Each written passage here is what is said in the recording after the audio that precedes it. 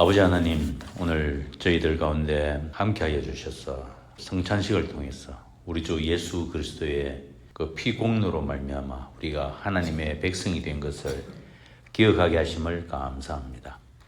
주님, 이 시간에 저희의 눈과 마음을 열어주시고 또 구약 말씀을 통하여서 하나님의 마음을 알고 또 솔로몬을 통해서 말씀해 주시는 것을 잘 들을 수 있도록 도와주시옵소서. 예수님 이름으로 기도합니다. 아멘. 2025년 3월 30일차 미래로 교회 목장 성경 교사관입니다. 열왕기상 4장 말씀, 제목은 지혜와 총명과 넓은 마음.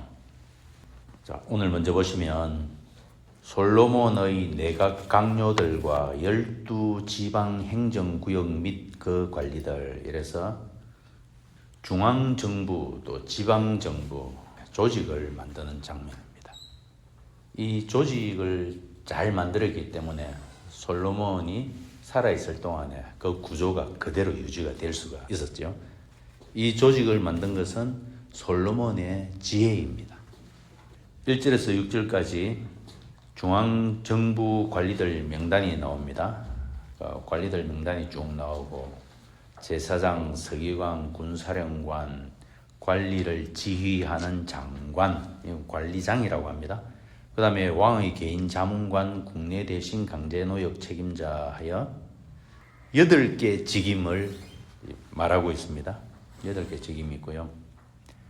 서기관은 공식 기록을 보존하는 사람이고, 관리를 지휘하는 장관, 관리장이 있죠. 이 관리장은 아래편에 7절부터 19절까지 12행정구역을 나누게 됩니다. 그 12행정구역 책임자가 12명이죠. 그 12명을 다스리는 책임자, 그 사람을 관리장, 5절에 나오는 관리를 지휘하는 장관, 그렇게 말을 하고 있습니다. 그리고 6절 끝에 강제노역 책임자 하여, 강제노역은 공적 건축을 위해 모집한 사람들을 관리하는 사람인데, 앞으로 성전 건축과 왕궁 건축 20년간 하게 됩니다. 그렇게 할 때 그 사람들을 관리할 책임자인데, 이 사람 나중에 맞아 죽습니다. 그래서 중앙정부 관리 직임 8개로 중앙정부를 구성했고요. 그 다음 7절부터 19절까지는 지방정부를 12구역으로 나누어 가지고 어떻게 구성했는가. 먼저 지도를 보시면 가운데 초록색 줄은 요단강이고, 요단강 동편 지역의 3구역, 그 다음에 요단강 서편 지역의 9구역하고, 맨 아래쪽에 유다 지역은 구역에 포함되지 않습니다. 예외 지역, 특별구역이라 하여 왕궁 직할지라 이렇게 부릅니다. 다시 말해서 세금 분담 안 하는 지역입니다. 자, 특별히 기억할 장소는 요단강 오른편 지역. 여기 잠시 보시면 요단강 오른편 지역 보면 여러 가지 지명이 있지만 그 중에 길르앗 지역, 길르앗, 요 지명을 기억을 해 두시면 좋겠습니다. 구약에 많이 나옵니다. 대체로 요단강 동편 지역 전체를 한마디로 말하면 길르앗 이렇게 말합니다. 그리고 길르앗 지역의 맨 위에 6번, 7번, 12번 이렇게 3구역으로 나누었고요. 그리고 12지파들이 이렇게 뭉쳐 있기도 하고 흩어져 있기도 하는데, 가장 파워가 센 지파는 유다 지파죠. 여기서 왕족 지파라 합니다. 그래서 유다 지파에 딱 붙어 있는 곳이 바로 위에 베냐민 지파, 그 바로 위에 에브라임 지파 해서, 에브라임 곧 바로 위에 므낫세 지파. 그래서 에브라임 지파와 므낫세 지파는 요셉의 아들이죠. 그래서 요셉은 2지파를 하나님께서 허락하셨기 때문에 요셉 지파는 에브라임 지파와 므낫세 지파. 그리고 밑에 베냐민은 그 요셉의 아우죠. 그래서 요셉이 2지파, 베냐민이 1지파. 그리고 그 아래에 유다. 이렇게 똘똘 뭉쳐 있습니다. 이렇게 유다, 베냐민, 에브라임. 그래서 요거는 지도에서 기억을 해두시면 구약에 왜 사람들이 에브라임 산지에서 이렇게 이동하고 여기서 사건이 일어나는가에 대해서 구조적으로 이해를 하기가 쉽습니다. 자, 그래서 지방 정부의 관리들 명단은 그렇게 읽어보시면 되고요. 이렇게 12행정구역을 나눈 목적이 무엇인가? 목적은 첫째는 재정 확보입니다. 재정 확보를 해야 되고 왕실에 필요한 양식, 또 중요한 건 정치적 목적이 있습니다. 정치적으로 중앙 집권을 강화를 하겠다. 그 전까지는 지파별로 움직였다면 이제는 지파의 입김보다는 중앙 왕의 통치 권한이 가장 강력해지도록, 그래서 12행정구역으로 나누어서 여기 관리들은 지파장에게 보고합니다. 바로 다이렉트로 관리장에게 보고하고 관리장관은 솔로몬에게 보고하는, 이래서 지파의 입김이 좀 약해지고 중앙 집권이 강화가 됩니다. 자, 그리고 여기 이제 문제 지역이 유다 지역입니다. 이 유다 지역이 특별 대우를 받고 예외 지역이 되다 보니 나중에 세월이 흐르면서 나머지 북쪽 10지파가 불만을 품고 나중에 분열이 됩니다. 분열의 씨앗 빌미가 제공되는 그런 구조가 되었죠. 그래서 이거 총평을 해보자면 12행정구역을 나눈 것은 중앙 집권화를 강화하는 데는 성공을 했다. 그러나 균형을 잡는 것은 실패를 했다. 그래서 불만의 씨앗이 되었다. 이렇게 평가를 할 수가 있겠죠. 그리고 이런 조직과 구조를 잘 만들었기 때문에 나라가 사실 튼튼하게 지속이 될 수 있었는데, 이것은 솔로몬의 지혜입니다. 이 지혜가 하나님과 동행을 할 때는 백성을 섬기는 지혜가 되었습니다만은 그 지혜가 하나님을 떠났을 때는 백성을 약탈하고 착취하는 조직이 되었더라 하는 것을 볼 수가 있습니다. 그래서 조직과 질서는 필요합니다만은 이 조직이 백성을 섬기는 조직이 될 수도 있고 백성을 조직적으로 착취하는 조직이 될 수도 있더라 하는 것을 볼 수 있습니다.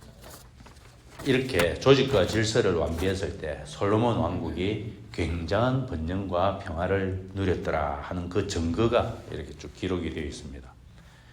왕 열왕기상 기록에 이렇게 솔로몬이 조직과 질서를 잘 세우고 번영과 평화가 굉장했더라고 정말 시시콜콜이 기록하는 목적을 우리는 알고 있습니다.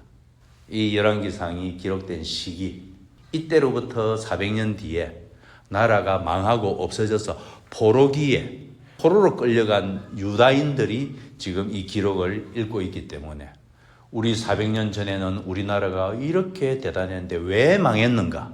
거기에 대한 지금 답을 주고자, 그러므로 이전에 얼마나 번영하고 굉장했는가를 먼저 보여주고자 하는 그 목적 때문에 이렇게 시시콜콜하게 기록을 하고 있습니다. 솔로몬을 띄우고자 하는 목적은 아니고 이렇게 했는데 왜 망했는가? 그래서 이전에 이렇게 번영했다는 것을 자세히 지금 보여주고 있고요. 이 솔로몬 시대를 보면 결국 경제적으로도 군사적으로도 외교적으로도 정말 뛰어나는 것을 우리가 읽어보면 알 수가 있겠죠. 또 자원 12행정구역을 아주 조직적으로 잘 나누어서 한 달에 한 구역이 왕실을 책임지도록 이 선순환하도록 12달 중에 한 달을 섬기면 된다. 우리는 초원별로 몇 달에 한 번 식당 봉사를 합니까? 이런 식으로 효율적으로 섬기죠. 그 증거로는 평화와 번영했다는 증거로는 20절을 보면 인구가 늘어났다. 또 21절을 보면 영토가 확장이 되었다. 그리고 저 아래편에 먼저 24절, 25절 보면 그 영토가 위쪽으로, 동쪽으로, 서쪽으로, 남쪽으로 어디까지인가 그 기록이 잘 나와 있고요. 그리고 백성들이 어떻게 살았는가. 20절에 보면 백성들이 잘 지냈는데 25절에 보면 저마다 자기의 포도나무와 무화과 아래에서 평화를 누리며 살았다. 전무후무한 태평성대를 누렸더라 하는 기록입니다. 지도를 보시면 영토가 굉장히 확장되었다 하여 이스라엘의 최북단 성읍을 말할 때는 단이라고 말합니다. 단에서 최남단을 부엘세바라 이렇게 말하죠. 단에서 부엘세바까지. 근데 지금은 더 확장이 되었고 저 위쪽으로 딥사라고 보이죠. 딥사. 그리고 저 아래쪽 동쪽에 가사, 이거는 블레셋 지역까지도 다 장악을 했습니다. 가사, 오늘날의 팔레스틴 가자 지구, 가사죠. 그래서 이만큼 확장이 되었고, 그 다음에 21절을 보시면 이렇게 넓은 영토 중에서 또 조공을 받는 왕국도 있었다 이렇게 합니다. 솔로몬에게 조공을 바친 이 왕국들이 누구인가 하면은 다윗 왕이 정복했던 요단강 동쪽 땅들입니다. 모압, 소바, 다메섹, 에돔 이런 왕국은 솔로몬 때에도 계속 조공을 바치고, 그래서 21절 하반절에 솔로몬이 살아있는 동안 조공 바치고 솔로몬 성했다. 이 구절은 저자의 아쉬움을 기록하는 장면입니다. 그 번영기가 너무나도 짧게 끝났다. 이 말을 지금 하고자 하는 겁니다. 살아있는 그 40년이 끝나고 그 번영기가 이어지지 않았더라 하는 이 아쉬움. 어떻게 이렇게 강력한 번영기가 단 한 대도 그 다음 대도 이어지지 못했는가 하는 그 아쉬움. 아쉽게도 그래 됐고요. 백성들도 잘 먹었는데 왕궁도 하루 먹거리가 얼마나 풍성했는가를 이렇게 보여줍니다. 이 모든 게 번영과 평화의 증거들로 지금 이렇게 보여주고 있습니다. 하루 먹거리가 밀가루, 거친 밀가루, 잘 빻은 밀가루 다 합하면 이거 하루에 거의 한 4-5천 명이 하루 3끼를 먹을 수 있는, 그리고 고기도 이 4-5천 명이 하루에 삼시세끼 200g씩 먹을 수 있는 스테이크죠. 왜 4-5천 명인가? 면적을 계산을 하면 그래 나옵니다. 솔로몬 당시 예루살렘 성 면적이 1제곱킬로미터, 가로 세로 1km. 우리 장전동 부산대학 면적이 0.6제곱킬로미터. 예루살렘 성읍의 한 3분의 2 정도인데 부산대 0.6제곱킬로미터의 직원 수는 2,000명입니다. 그러므로 예루살렘 성 안에 일하는 사람들 충분히 4-5천 명, 그 안에 사람들이 거주할 수 있었다. 그래서 그 4-5천 명이 하루 삼시세끼 풍성하게 먹고 마시고 하였더라. 그 다음 보시면 이제 군사력도 보여주시죠. 솔로몬 시대의 군사력이 어느 정도인가? 전차, 군마, 요즘으로 말하자면은 탱크와 자주포, K2, K9, 전투기, 이지스함, 어마무지하게 많이 준비가 되어 있더라. 최대 군사력 증강이죠. 자, 이것은 장차 하나님보다 군사력을 더 의존하게 된다는 말씀을 하는 겁니다. 장차 솔로몬의 멸망을 암시하는 구절이기도 하고요. 그리고 왕은 개인적으로 굉장한 지혜와 명성이 있었어. 이것이 단지 정치적, 군사력, 외교적으로만 나타난 것은 아니더라 하는 기록이죠. 모든 분야에 걸쳐서 왕국을 잘 다스리는 지혜. 이 지혜는 하나님과 동행할 때는 백성을 섬기는 지혜로 쓰임을 받지만 하나님과 동행하지 아니할 때는 그 지혜가 백성을 착취하는 지혜로 변질이 됩니다. 솔로몬은 역사상 최고 수준의 지혜를 소유한 사람이다. 그리고 그가 성경에 잠언서와 전도서와 아가서 그 기록까지도 남아 있습니다. 만일에 우리나라의 역대 대통령 중에 한 분이 이 솔로몬의 지혜를 갖고 있다면 우리나라의 모습은 어떠할 것인가? 아마 이런 모습이 나올 것이라고 보여집니다. 그리고 끝에는 솔로몬이 저작 활동을 활발했고 많은 왕들이 방문했다 했는데, 레바논에 있는 백향목 이렇게 이야기하죠. 레바논은 이스라엘 북쪽, 갈릴리 북쪽에 있는 지역으로 그 한 160km 길이 정도 거대한 산등성이에 백향목 숲이 아주 울창하게 우거져 있고, 이 백향목 숲은 키가 40m나 되는 나무로 건축 재료, 성전 재료로 귀하게 쓰임받는 재료고요. 어쨌든 솔로몬 왕국은 이스라엘 역사상 최고의 황금기다 그런데 400년 뒤에는 나라 자체가 소멸해버린 포로기다 해서 지금 포로들이 이 소식을 지금 읽고 사태를 이해를 하게 되었습니다. 개관을 보시겠습니다. 이스라엘의 황금기 솔로몬의 최전성기의 모습을 보여줍니다. 솔로몬은 행정 내각을 정비하고 12행정구역으로 나누었습니다. 솔로몬은 행정 내각 이 장관 8직분으로 구성하였고 전국을 12행정구역으로 나눴고요. 하나님께서 솔로몬에게 하신 약속이 있는데 그 중에서 부와 영광의 약속이 성취된 것을 보여주고 있습니다. 유다와 이스라엘의 인구가 바닷가의 모래같이 많아졌고 번영과 평화를 누리는 장면을 기록하고 있고 특별히 지혜에 관한 약속이 어떻게 성취되었는가도 잘 보여주고 있습니다. 솔로몬의 지혜가 동양의 모든 사람들과 애굽의 모든 사람들보다 뛰어났다. 또 욥의 지혜보다도 더 뛰어났더라. 그런 기록이 되어 있습니다. 나눔을 보시면 하나님의 지혜를 구하는 삶, 첫째로 솔로몬이 구한 지혜는 바른 길을 분별하고 실천하는 능력을 말합니다. 우리는 일상에서 단순한 지식이나 정보를 구하기보다 바른 길을 분별하고 실천하는 능력을 구합시다.